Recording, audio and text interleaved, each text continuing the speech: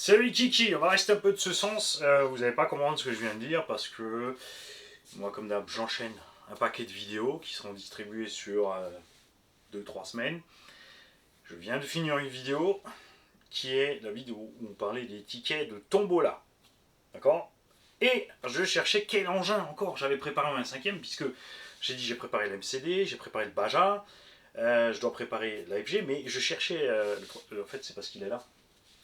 J'ai équipé le Baja d'un autre combo. Là aussi, vous inquiétez pas, on va en parler dans la vidéo dédiée à ce sujet. Et je voulais rapidement revenir sur les tickets, même si à l'heure où tu verras cette vidéo, la tombola sera déjà passée. Ok. Donc tu ne paniques surtout pas. Ces vidéos sont enregistrées. Dimanche soir, je t'ai parlé de ticket. Mercredi, il y a eu le tirage. Et cette vidéo, vu que le programme est déjà plein, arrivera peut-être une semaine ou deux après. Regarde, tu vois, les petits trucs qui font délirer. Il y a un abonné qui m'a fait chaque ticket avec un dessin différent et un petit truc différent. Donc là, c'est le prof Mani. J'espère que je pas cette tronche. Il y a Gaël aussi, regarde ce qu'il m'a fait. J'adore. Regarde. Un petit unbox dédicace au touillon. Et on a une famille entière qui m'a fait un petit mot, d'accord. Je vais te le lire. C'est pour ça que la pile de tickets était aussi grosse, parce qu'au milieu, il y avait donc les courriers encore que je voulais vous lire.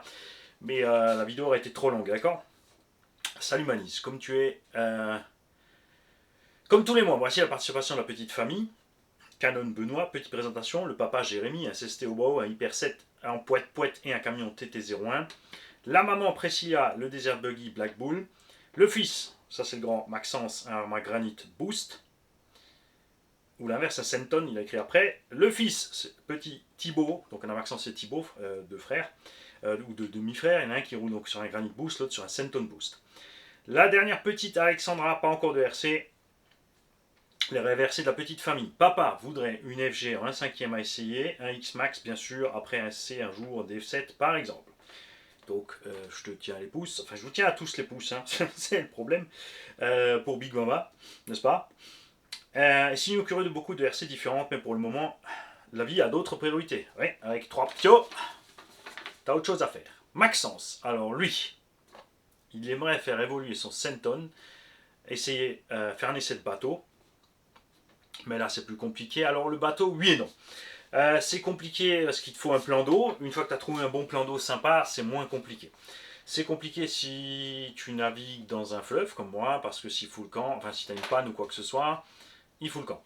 Il y a beaucoup de bateaux encore qui, même si ça existe depuis longtemps, qui n'ont pas l'anti-retournement ou l'insubmersabilité. Alors, ce qui est super débile, Spartan, Traxas, ça fait enfin maintenant au bout de 15 ans, un truc qui se retourne. Ouais, chouette, il prend toujours encore l'eau. À quel point c'est débile d'avoir un bateau qui prend l'eau quand on sait que c'est tellement facile de faire un capot fermé étanche. Et qu'il y en a plein qui arrivent depuis des décennies. Donc c'est assez inquiétant. Donc prenez un bateau qui se retourne et qui prend pas l'eau. Alors il y a un bateau dans ce domaine, mais je ne sais pas si on le trouve encore. Il est moche comme tout. C'est un suppôt, on dirait franchement un suppôt contre les problèmes de constipation. Mais c'est le recoil. Le recoil, ouais, c'est comme dit, c'est une forme de suppôt. Quoi qu'il arrive, il se retourne et il coule pas. Si tu as bien sûr de la flotte avec des déchets dedans, c'est plus simple avec un jet boat, même s'il prend aussi des trucs, il faut nettoyer, mais bon. Ça, on a de plus en plus de jet boat de dispo. Après, si tu as un plan d'eau où tu peux plus ou moins accéder tout autour, même si t'as panne, ça va. Tu as le bon vieux truc de lancer des cailloux pour le ramener au bord, le vent, le courant un peu qui a par là s'il y a une petite arrivée d'eau, un aimant sur le, enfin pas une aimant, mais quelque chose démontable sur le bateau, et ensuite toi, bah, c'est tout con, canne à pêche et aimant au bout. Tu peux tirer super loin avec une canne à pêche et un aimant. Il y a plein de petites solutions comme ça, il faut se poser la question, parce qu'il y a plein de plans d'eau, tu n'as pas le droit d'aller, juste bien sûr, avec un petit matelas pneumatique dessus pour aller récupérer ton truc, hein, ça c'est sûr. Donc à voir. Pour faire évoluer le Senton, donc c'est un boost, tu m'as dit, donc les boosts c'est les 2VD, c'est pas les mégas, c'est les 4x4, les boosts c'est les 2VD. Donc il faut savoir qu'il y a un petit kit complet chez RC Fast Cars pour 50 ou 60 € pour passer en 4x4 déjà. si jamais. Et pour passer en brushless, le plus simple est un combo Robitronic, hein, tout simplement 36-50 avec 3200 kV. Tu gardes ta couronne, ton truc d'origine là avec les petites dents, tu mets ton pignon dessus. Enfin, non, le pignon est en 3,17, donc il te faut un pignon axe de 5 avec le bon module. Et tu restes une fois comme ça. L'autre solution, sinon, c'est qu'il faut changer donc l'embrayage complet, le slipper complet. Ça, c'est très très très cher chez Arma. Et là, le plus simple, c'est d'aller sur AliExpress. Tu trouves l'embrayage complet avec un module 0,8 pour 15 euros. Donc, j'irais plutôt dans ce sens-là. Prendre cette pièce à 15 euros pour foutre au milieu. Et ensuite partir sur un moteur en 3660, surpasse supersonique par exemple. 3200 kV, 36 par 60. Pignon de 5, module 8, c'est facile à trouver. Pas chez Arma, il coûte cher, mais chez Traxxas, ça coûte 5-6 euros un pignon de base. Vaut mieux massacrer un pignon de temps en temps hein, que plus. Et donc ça va. Mais c'est vrai que c'est un budget tout de suite, c'est clair. Ou voir s'il y a de quoi trouver quelque chose en occasion. Thibaut, lui aussi, il aimerait faire évoluer le granit et il est fan de gros MT, donc à voir pour la suite. Alors, granit, effectivement, donc granit et Cento. Alexandra, elle voudrait sa première RC et désolé Mani, mais il y a une fille, RC rose. Tu as donc Traxxas dans ce domaine-là qui a fait des rustlers, des slash spécial rose. Déjà tout près, il y a le Arma Vortex qui existe avec des couleurs sympas. Pas chez Obiku, je sais pas si c'est celui qui reste en promo. Il y en a plein des RC roses, et puis sinon on prend une carreau non peinte, on fait une peinture. Hein, voilà. Maman, suis le moment de plus loin, merci à elle et toutes les femmes, maman et chérie. Donc maman, tu as 3 pilotes de RC, une bientôt pilote en plus. Maman, tu vas prendre le téléphone ou la caméra et tu vas filmer la troupe s'il te plaît pour qu'on puisse partager cette vidéo goûter à 16h. Sinon j'espère que ça va, continue comme cela, tes vidéos sont super, les unbox sont cool, vraiment ta chaîne et la chaîne que tu partages sont super, à bientôt, toute la famille. Si tu me demandais ce qu'il faut mettre dans les courriers Tombola, ben c'est ce genre de choses. On a des dessins. Il y a Louis qui va dessiner moi en train de rouler. Et bien sûr, il n'a pas oublié de dessiner l'arbre dans lequel je vais envoyer la voiture. Je te dis pas de conneries, j'ai pas inventé. La voiture est sur une rampe et il y a un arbre en face. Tu vois, les petits ils suivent, hein. Ils ont compris. Hein. C'est magique. Bien. Alors, on va commencer par la grosse boîte et ensuite je vais vous montrer la petite boîte. Alors, cette petite boîte, par contre, celle-là, elle est sacrée. Vous allez comprendre quand elle sera ouverte. Il y a 2 choses là-dedans. Enfin, il y a plus que 2 choses, 2 types de choses. Il y en a une pour moi. Il y en a une, c'est pour vous tous. Et la personne à qui appartient la voiture sur laquelle on va le monter. D'accord ? Mais j'ai reçu encore un colis. Un colis de Benjamin. Et Benjamin, il m'a dit, attention, j'ai fait à l'arrache, le mot est au dos de l'étiquette. Enfin, j'ai pas tout compris. Je vais donc vérifier. Parce que sur le carton lui-même, il n'y a pas de mot. Donc je dois vérifier, effectivement, bingo. Le petit mot, il est là. D'accord ?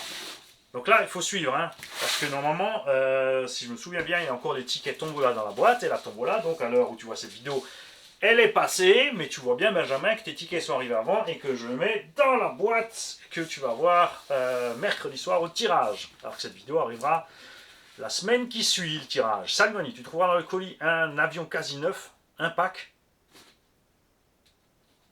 Mais c'est la fou. Hormis déchirure au niveau du scotch que j'ai recollé, il y a des accus en supplément. Bref, je suis mieux sur les 4 fers au sol. Tu en fais ce que tu veux, tombe là haute, la petite boîte revient aussi du coup, voilà, allez bisous. Oui, parce que j'avais envoyé un... Qu'est-ce que je t'avais envoyé dans ce carton? Je ne sais même plus. Je t'avais envoyé un beans là-dedans. Donc, il y a un avion. L'avion.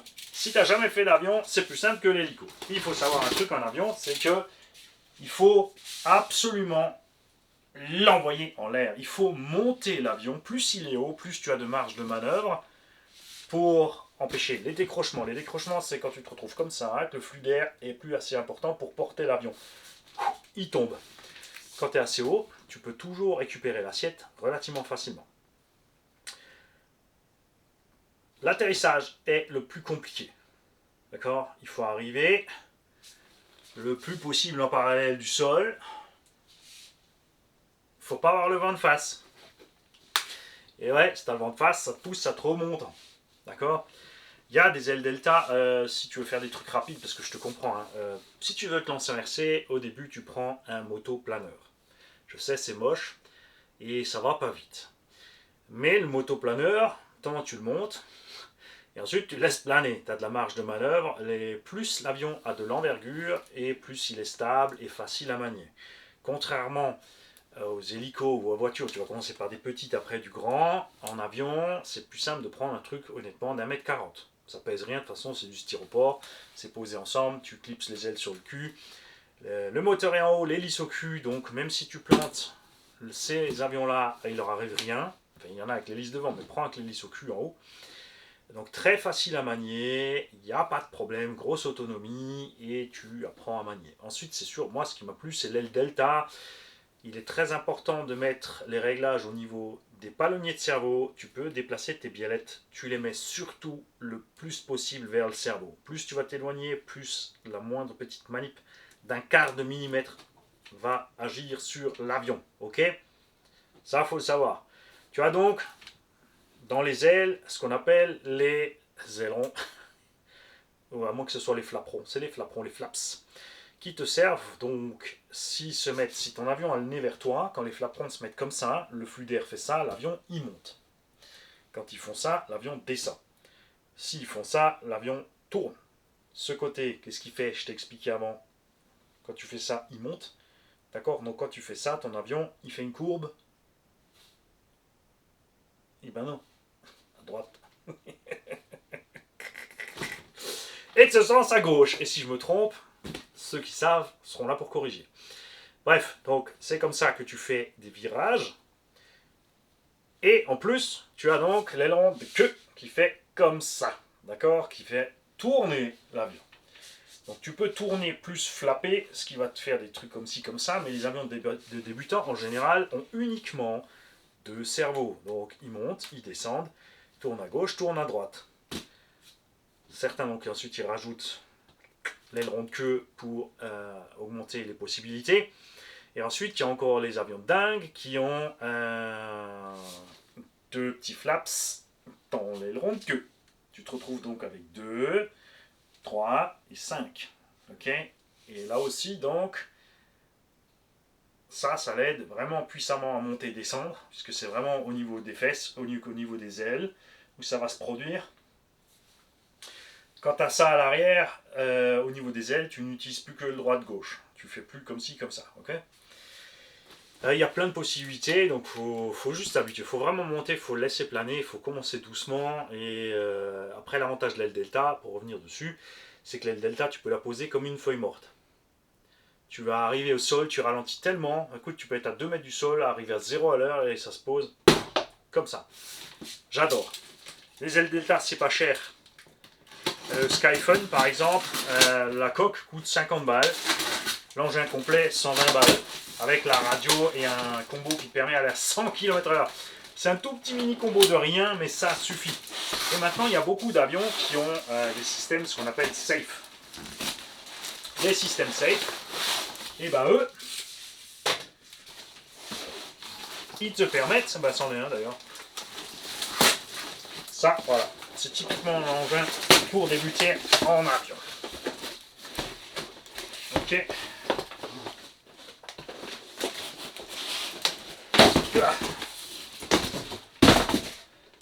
Non, c'est la boîte, c'est cette voiture-là. Donc, pour débuter en avion, voilà. Motoplaneur, moteur au cul, avec système safe. A voir maintenant s'il est BNF, c'est-à-dire Bind and Fly, qu'il te faut une radio et toi tu le joins à la radio, donc il faut une radio qui est compatible. Hein, sur Horizon B maintenant c'est Spectrum, donc on va passer par le Spectrum. Encore des fois tu as des alternatives. Et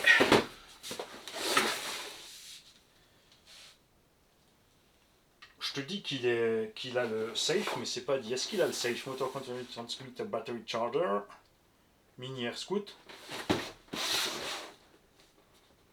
Push power. Super durable. Bonne taille. C'est quoi ces descriptifs pourris? Donc, il fait, tu vois, quand même déjà 76 cm d'envergure. Poids 120 grammes, c'est le poids d'un variateur 4S. Voilà.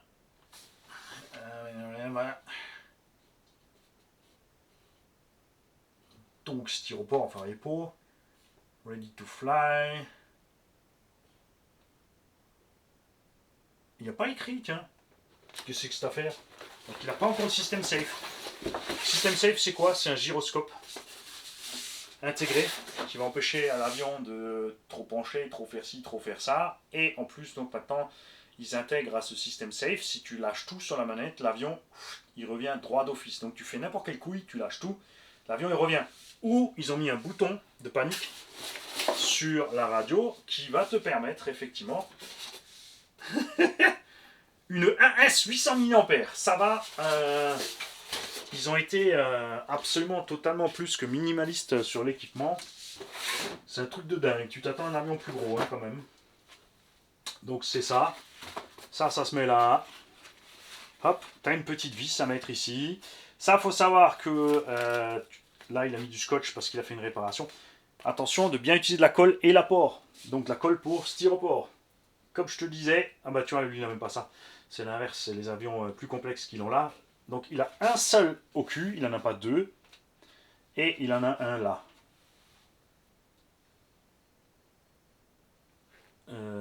Comment tu tournes alors avec ça, mamie. En fait, il fait juste ça et ça. Tu peux pas le coucher. Ok? Il y a un petit chargeur avec. Et la vis ici pour le verrouillage rapide. Bezel. Tu as un petit train d'atterrissage si tu veux. Tu n'es pas obligé. Bien clipsé, sinon pendant que tu voles, il va tomber.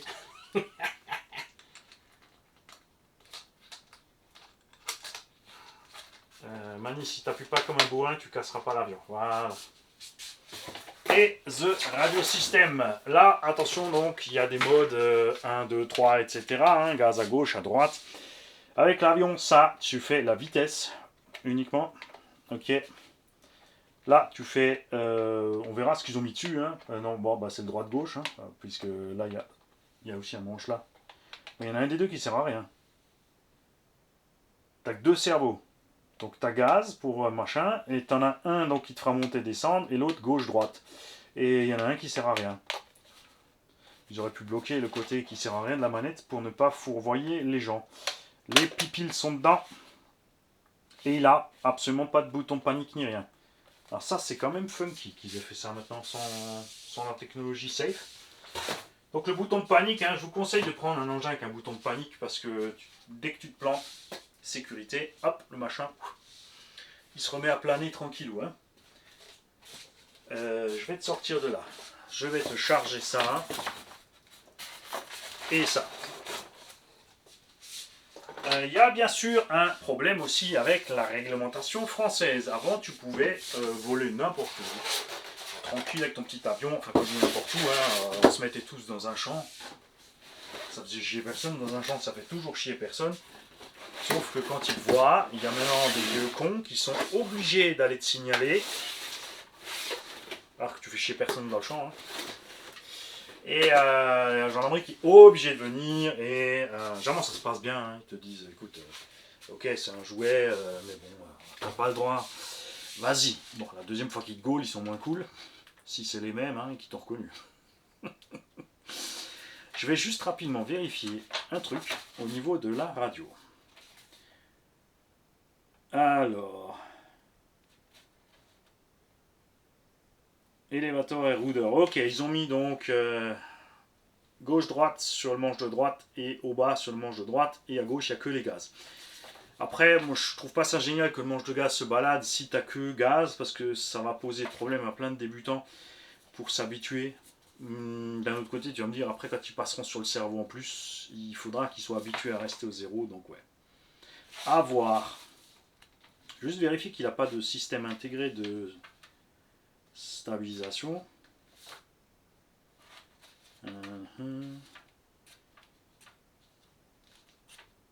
Non, après ils l'ont dans 36 000 langues, c'est tout. La notice, elle est alors, plus pourrie, tu peux pas.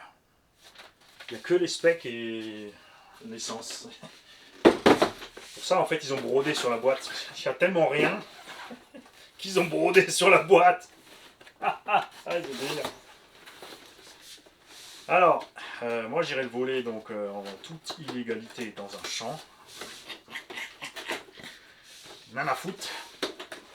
Et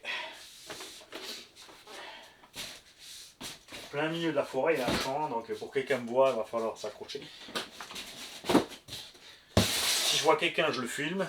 Donc si la gendarmerie arrive dans les 5 minutes qui suivent,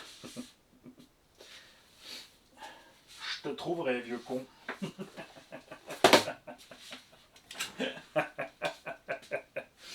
Et maintenant, le colis que nous avons commandé chez Action Module. Il y a quelque chose que je n'ai pas commandé et le reste, j'ai tout commandé. Ok. Je vous ai parlé à plusieurs reprises qu'il était possible, entre KDM et Traxxas, d'adapter certaines pièces. Déjà, j'ai pris un émetteur WRC XXF qui a donc 10 voix plus les trucs d'éclairage et compagnie, puisque nous avons un tonton qui m'a envoyé une des 350 qu'il a pu réussir à faire marcher. Tonton, 3 réglages, c'est reparti. Mais lui, il en avait marre, il voulait plus en avoir, donc voilà. Elle est là, j'ai acheté un récepteur, on va mettre ça dans le Summit et on va tout installer dans le Summit. Je me suis dit c'est le bon endroit le Summit pour faire tout ça parce que justement on va pouvoir tester tous les trucs d'éclairage et remettre de l'éclairage dans le Summit comme j'avais fait sur mon ancien Summit. De la colle à pneus VP Pro, ça il en faut toujours. Et le plus important, mais je vais le mettre là. Nous avons pris une paire de cardans renforcés avant et arrière pour KDM Successor 10. Ce sont des cardans télescopiques. Alors ils ont été faits comme certains cardans chinois que tu trouves sur AliExpress, mais qu'il ne faut pas prendre parce qu'ils sont de très mauvaise qualité. Sauf que ceux-là sont beaucoup mieux faits. Comme tu peux voir, la partie est beaucoup plus courte, télescopique. Okay, et ceci va pouvoir se monter dans toute la gamme Traxxas 2 et 3S et Charbon, jusqu'au, et là ça ira pas, BL2S et VXL3S nouvelle génération. Parce que, au niveau du roulement de porte-fusée-fusée, c'est différent. Donc j'irai vérifier, sur les modèles simples, ça va rentrer. Hein. Donc le Ultimate, c'est un Ultimate et que tu as des emmerdes de cardan, tu peux prendre ça. Pourquoi je te dis de prendre ça? Parce que 25 € la paire de cardans. Contre, on a vérifié avec Mathias, plus de 90 balles, une paire de cardans, option chez Traxxas, qui se plie. Alors ça, c'est assez étrange. Il faut bien sûr penser donc avant et arrière, parce que c'est différent au niveau du porte-fusée. Les cardans arrière sont à l'extérieur du roulement, alors que les cardans avant vont dans un roulement plus grand. Alors, il est possible, il faudra qu'on voit sur BL2 s'il ne faudra pas juste prendre tout simplement 2 paires de cardans avant. Hein. Elles sont en acier noir. Ils ont l'air méchamment balèzes, hein, je te le dis. On va installer donc ça sur un Rustler 4x4. Ok. Référence 30-204 et 30-205. Attends que je les ai installés pour être sûr, s'il te plaît. On a les amortos du KDM Successor. Pour les mêmes raisons. La paire d'avant remplie huilée avec les ressorts. Bien tendre. Hein. 25 €. Idem les arrières.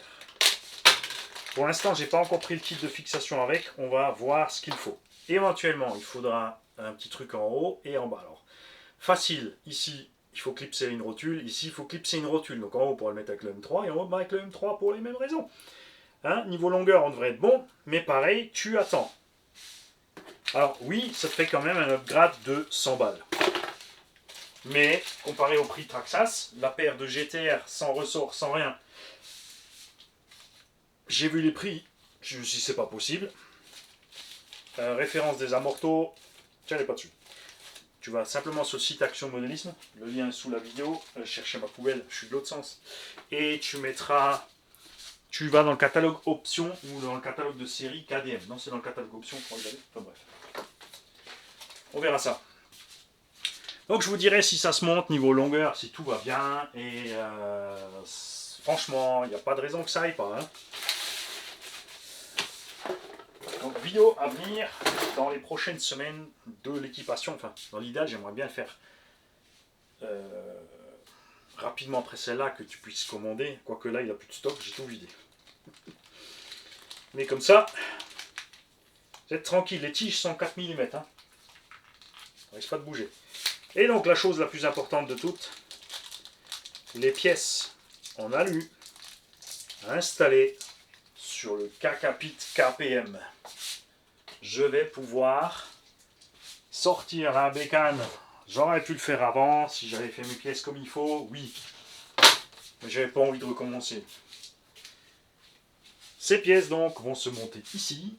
Vous ferez un filet bien sûr, et on va installer les triangles d'origine directement là-dessus. Et ça, c'est quelque chose que je vais faire tout de suite. Donc là, je vais éteindre la caméra. Je vais faire ça tranquille pour moi. Et comme ça, mon KPM sera prêt. Au passage, je vais sortir ce moteur.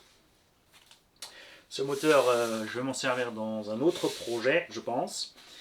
Et on va mettre un moteur 4985, soit donc un VXL8, tout simplement Traxxas, avec un carter GPM à l'avant, en 1250 kV, donc on sera tranquille au niveau du pignon de l'étagement de la hauteur, parce que là on a un mini pignon de 10-11, vous savez je suis pas trop fan des mini pignons, à cause de l'histoire des dents en contact, hein.